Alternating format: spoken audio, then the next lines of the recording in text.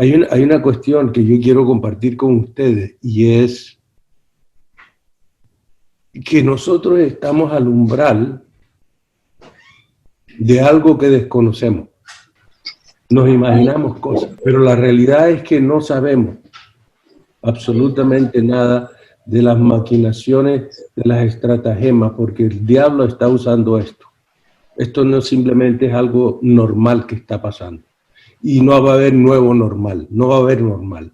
Es que nosotros estamos creyendo que esto va a pasar. Esto que estamos viviendo nunca ha pasado antes en la historia. El mundo nunca se ha detenido. Mire, yo nací en el 49.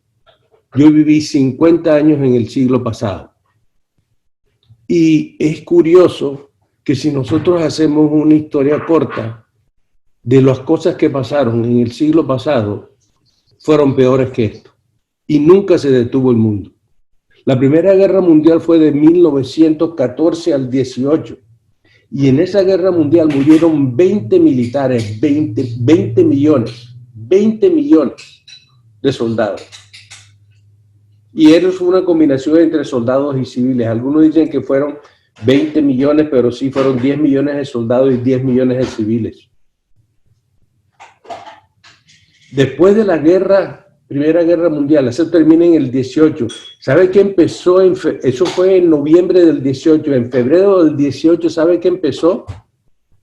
La famosa influenza española, la fiebre española, en el 18. O sea que no había terminado la guerra y empezó la famosa fiebre española, que básicamente era un virus, el H1N1. Y ese virus, según las estadísticas, dicen que murieron 50 millones de personas. Eso fue una cantidad de desastres. Y el mundo nunca se detuvo. Pero inmediatamente después de la fiebre española, ¿sabe qué empezó? Porque eso es algo curioso. En agosto del 29, terminando la guerra en el 18, ¿sabe qué empezó? La depresión, la Gran Depresión. No se sabe cuántas personas murieron de eso. Algunos dicen que por la mala nutrición murieron 7 millones de personas. Esa depresión duró 4 años, pero se extiende hasta más o menos el 33. ¿Y sabe qué empezó en septiembre del 39? Perdón, se terminó en el 39, la depresión, la crisis. ¿Sabe qué empezó en el 39? La Segunda Guerra Mundial. Y saben, se dice que en la Segunda Guerra Mundial murieron 85 millones de personas, el 3% de la población actual de esa época. O sea que tenemos Primera Guerra Mundial, la influencia española, la fiebre española, la de Gran Depresión, la Segunda Guerra Mundial, y ahí no para. Guerra de Corea, guerra de Vietnam y las masacres en el Sudán. Esto ha sido un desastre. Todo el siglo pasado fue terrible y nunca se detuvo el mundo. Estamos al umbral de algo desconocido por la civilización en que vivimos. ¿Por qué les digo esto? Porque es que honestamente esto nos ha cogido de sorpresa. Nos encerraron, nos encerramos y nos infundieron un terror. Mire, hermano, en marzo yo recuerdo, no eran las mascarillas nada más. La gente se quitaba la ropa, se bañaba, alcohol, lavando los zapatos. Eso fue un desastre. La gente era un terror. Usted escuchaba las noticias y todo el mundo atemorizado. Todo el mundo atemorizado. No sabíamos qué hacer. Cuando estaba de pastor y obrero allá en Colombia, cuando conocí a Pedro que era joven, yo hice un seminario, curso, no sé qué llamarlo, un entrenamiento de manejo de crisis. porque había mucho secuestro. Yo estuve trabajando con Sedecol y secuestraban gente y estaban secuestrando a los gringos y todo eso. Entonces, como yo era director, en esa época yo era director de CEPAL y servía en una función ahí en Sedecol y la gente de AME. Yo hice un entrenamiento y había unos agentes del FBI y unas personas que eran negociadores especialistas en cuestión de secuestro y ese tipo de cosas. Y recuerdo una cosa que uno de los negociadores dijo al principio. Una de las primeras cosas que nosotros hacemos cuando hay una persona que es secuestrada, le decimos a la familia lo siguiente: no encienda el televisor.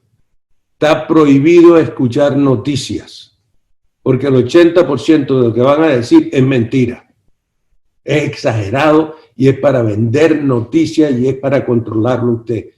No está permitido para la familia de una persona secuestrada escuchar noticias.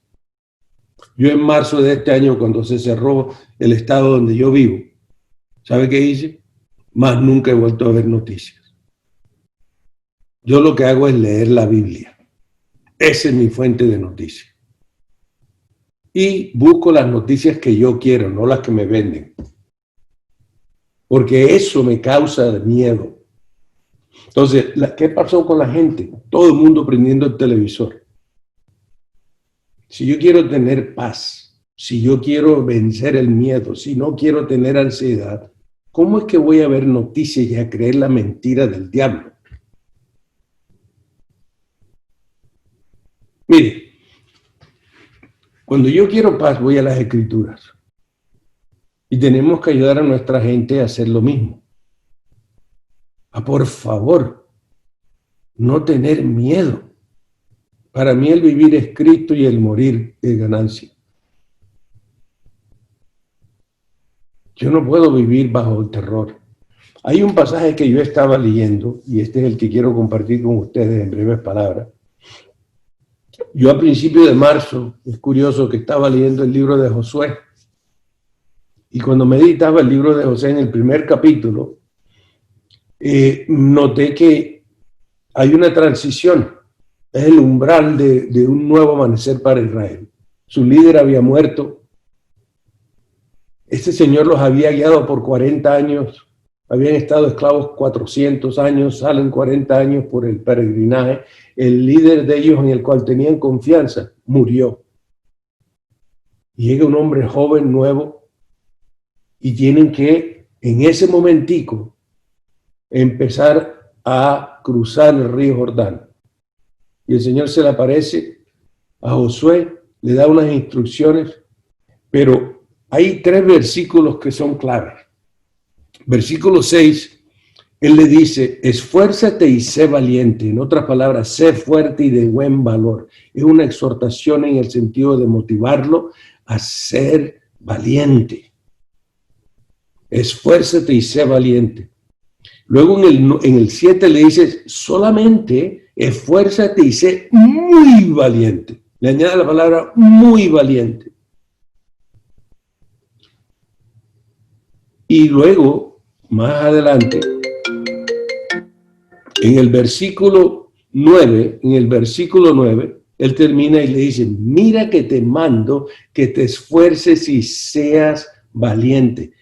Y le añade: no temas ni desmayes. 3 veces. Las 2 primeras son 2 exhortaciones. La tercera es en forma de pregunta retórica, es un imperativo. Por eso dice la Escritura: mira que te mando. Lo podríamos cambiar y decir: no te lo he mandado ya, no te lo he dicho. Te lo digo por tercera vez. Tienes que esforzarte y ser valiente. En los momentos de crisis, nosotros no podemos tener la libertad de tener miedo. No podemos. Usted como líder, usted como pastor, usted como director, no tiene derecho a tener miedo. No está permitido. No podemos tenerle miedo al virus, sea el nombre que tenga. Usted no tiene esa libertad del líder. Hay gente que lo está mirando a usted. Mire, en esta cuestión, ¿sí? En este mandato del Señor, nosotros vemos que en la primera exhortación les diríamos, primero que todo, dígame una cosa, ¿por qué usted cree que el Señor le repitió eso 3 veces a Josué? ¿Por qué le repetiría 3 veces seguidito a Josué eso?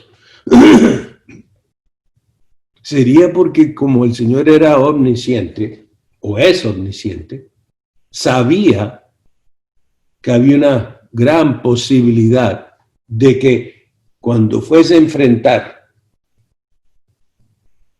lo que tenía que enfrentar, le iba a dar miedo. Mire, yo le voy a ser honesto. En marzo, por yo estar escuchando todo lo que decían, y que el COVID, y que la muerte, y que infectado, y que no toque, y que no respire, y que no salga, nosotros tomamos una decisión aquí con mi esposa. Vivo en un apartamento de 2 dormitorios y dice, mira, mamita, ¿sabes qué? Vete a dormir tú allá, yo duermo en este cuarto, el único que va a salir soy yo. Si yo me enfermo, me encierras en el cuarto, teníamos 2 baños, digo, yo uso un baño, me encierras en el cuarto y tocas la puerta y me tiras comida y como si fuera un preso y listo. Porque no sabíamos. Y para ser honesto, me sentí muy desanimado y no sé, yo creo que sentí un poquito de miedo y ansiedad, para ser honesto. Pero a medida que empecé a orar y a buscar, dije, bueno, ¿y qué es lo que me pasa? Si en el amor no hay temor, entonces si esto que estoy sintiendo no es de Dios. Y en ese caso, empecé a leer este pasaje. La primera vez que el Señor le dice a Josué en el versículo 6 que no tenga miedo, él después dice el por qué no debe tener miedo. Y le dice en ese mismo versículo, ¿sabes por qué? Porque tú tienes que ser fuerte porque vas a guiar a la gente a la tierra prometida. Una razón por la cual no debemos tener miedo es porque nosotros somos responsables de gente. Ellos necesitan ver una persona con valor, porque así como el miedo contagia, el valor contagia. Nosotros estamos guiando gente. Y esa fue la razón por la cual el Señor le dice a Josué, debe guiar a esta gente a la conquista de la tierra. En otras palabras, tenemos que ser fuertes y valientes por el bien de otros. No por el bien mío, es por el bien de otros. De mi familia, de mis hijos, de mis nietos. Tenemos que ser valientes por el bien de otros. La segunda cosa, la segunda exhortación, vuelve y repite, pero aquí es por otra razón. Le dice, mira, ¿sabes qué, Josué? Tú tienes que obedecer mi palabra. Cuando las circunstancias sean oscuras, cuando todo parezca como si no hay ninguna esperanza, ve a la fuente, ve a mi palabra, obedécele. Y después le dice, porque si obedeces, prosperarás, tendrás éxito. Nuestra fuente no son las noticias. Nuestra fuente no es lo que está sucediendo alrededor. Es la palabra del Señor. Y en la tercera exhortación, en el versículo 9, que es ya el mandato, en el tercer mandato, en esta parte, ya es una forma de pregunta retórica y le dice que sea fuerte y de buen valor y no tenga miedo ni ninguna consternación. Y le recuerda al líder. ¿Sabes por qué no debes tener miedo, Moisés? Josué. ¿Sabes por qué? Porque así como estuve con Moisés, voy a estar contigo. Yo estaré contigo, Moisés. Yo estoy contigo. A medida que yo empecé a procesar esto, realmente empecé a decir, bueno, Señor, perdóname primero, porque sí experimenté desasosiego, ansiedad, miedo. Le dije, Señor, perdóname. Mi fuente es tu palabra. Voy a ir a ella todos los días a buscar fuerza, a orar. ¿Y sabe qué? Empecé a salir. Yo desde marzo yo no me encerré. Y no digo que haga esto, por favor, yo no le estoy diciendo lo que usted tiene que hacer, yo tengo respuestas para usted, tengo respuestas para mí, a la luz de lo que yo le hablo de la Escritura. Y dice, ¿sabes qué, Señor? Si tú quieres, porque yo creo que tú eres soberano, protegerme, protege. Si tú quieres que me dé el virus, me va a dar el virus. Y si tú quieres que me muera, para mí el morir es victoria. La muerte es una puerta de esta vida que no es tan agradable que digamos. Yo le digo, a veces le digo a los cristianos, oye, mi hermano, ¿usted por qué tiene tanto afán de quedarse aquí? Si yo pensé que el otro lugar era un poquito mejor. Si esta muerte es una puerta de esta vida a la vida real. Y le dije, Señor, ¿sabes qué? Si tú me quieres llevar en esta época, amén. Y salí de la casa, empecé a hacer mis caminadas, empecé a ir a las tiendas y obedecía lo que me decía en el sentido, aquí no puedo entrar sin la máscara, me la ponía. Salía a la tienda y me la quitaba. Y no estoy retando al virus, no estoy retando a nadie. Estoy viviendo libre del miedo. Confiando en el Señor. Él es mi sustentador, Él es mi roca, Él es mi refugio y el día que quiera hará de mí lo que Él quiera. Y en ese momento empecé a liberarme de todo eso.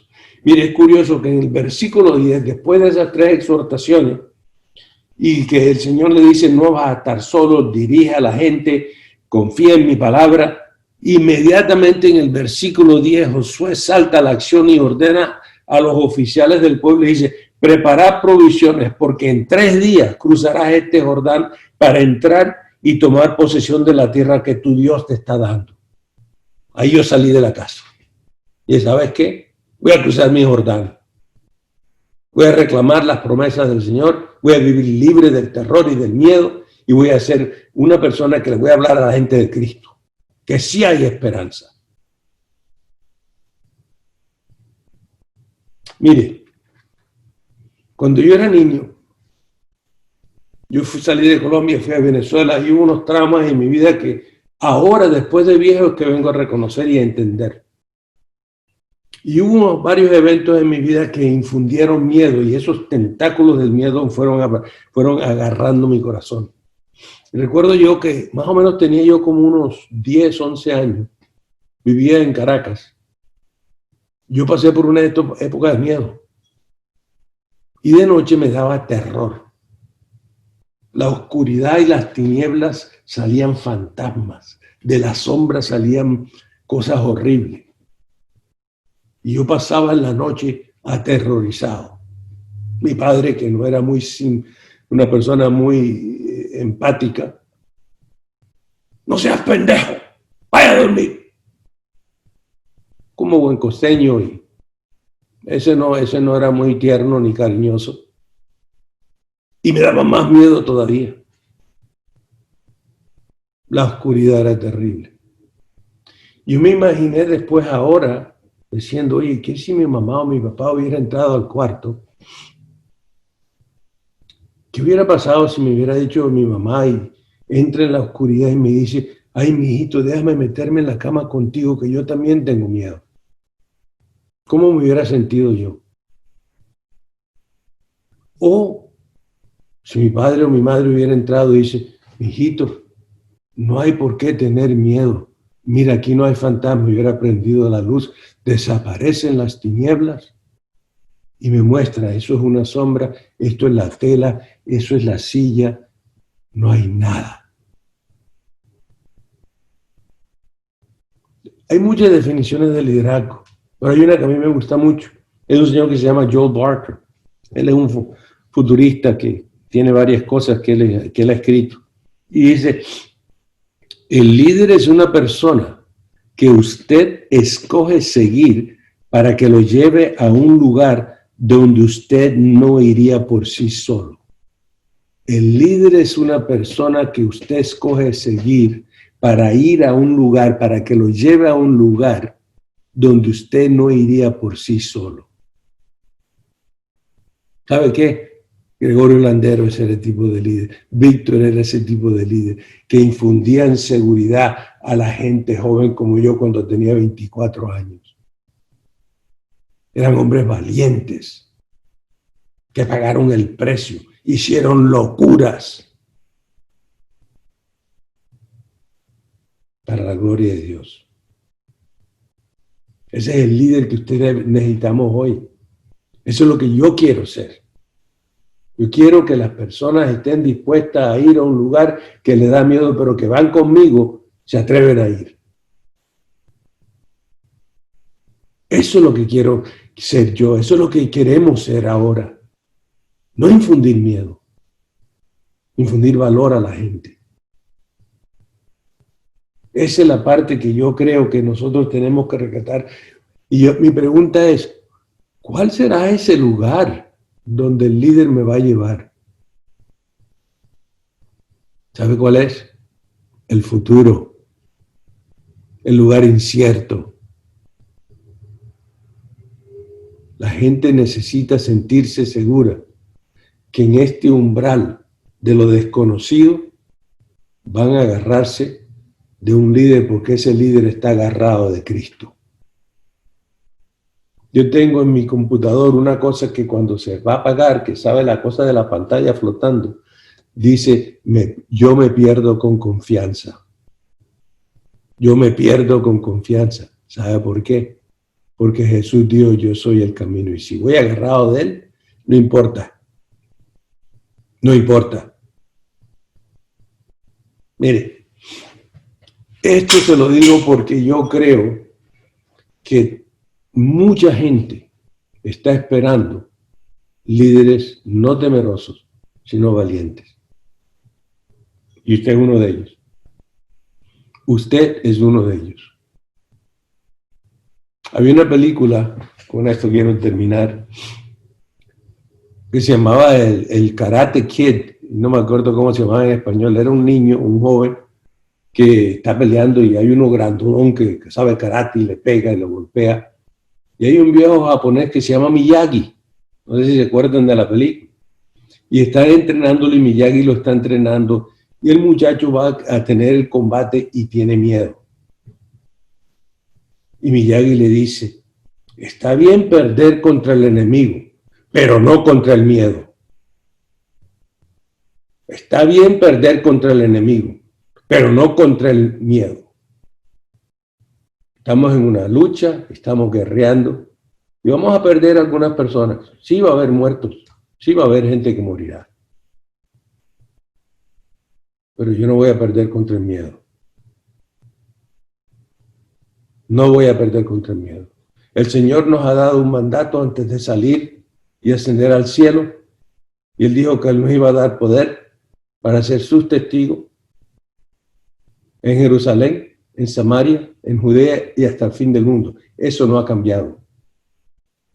No va a cambiar con COVID, no va a cambiar si nos encierran, no va a cambiar por nada. Ese sigue siendo nuestro mandato. Así que depende de usted. Yo no sé qué va a hacer usted, honestamente, y no tengo respuesta para usted. Yo tengo respuesta para mí. Y sabe, ahora estoy viendo esta situación no con miedo. Lo que decía Amelia, este país está no solamente polarizado, está desmembrado. El diablo está peleando aquí como nunca ha peleado. Yo crecí en este país en los años de los 60, cuando todo estaba vuelto un desastre. Y lo que estamos viviendo hoy no se compara con eso. Hoy en día hay una lucha espiritual terrible, pero no solamente en este país, en Colombia. En Colombia. Y es una agenda global. Ya no es globalización, es globalismo. Y hay un deseo de controlar todo esto. Yo no quiero hablar de escatología, pero por favor, regrese a las Escrituras. Hay muchas señales que tenemos que estar nosotros pendientes, pero esas señales no impiden que prediquemos el Evangelio, que sigamos siendo valientes. Así que a orar y a obedecer, a orar y a obedecer, a orar y a obedecer. Y recuerde que la gente está esperando que usted los lleve al lugar donde ellos tienen miedo de ir. Señor les bendiga. Muchas gracias Ricardo, por la palabra que nos has dado hoy de parte del Señor. Hermanos, yo creo que el banquete, lo que necesitamos hoy, y momentos como estos son oportunos